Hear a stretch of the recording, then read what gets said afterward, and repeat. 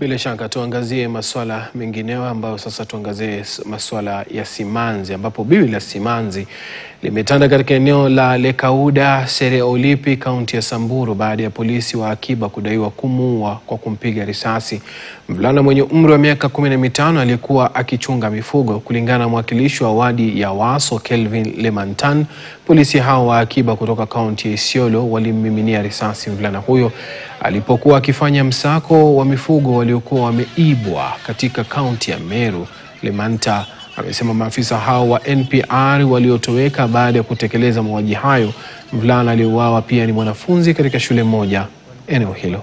Ya ng'ombe ya Wameru ambayo iliibiwa upande wa Meru, na wakafika mpaka hapa wakiwa na officers kutoka Samburu County, lakini wakati wamefika hapa wengine walitangulia mbele. Hiyo Land Cruiser ambaye inajulikana, tuko na registration number yake, ilikuwa na NPR. Wakasimama kwa barabara, wakapata vijana wawili ambaye walikuwa innocent, walikuwa wanaenda kuchota ng'ombe kwa mto, ngamia kwa mto, na wakasimama kwa barabara.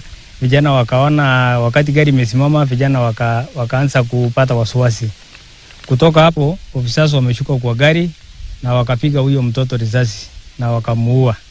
Na tulipofika Sereolipi, tulienda pamoja na wazee wenzangu ambaye wana Sereolipi.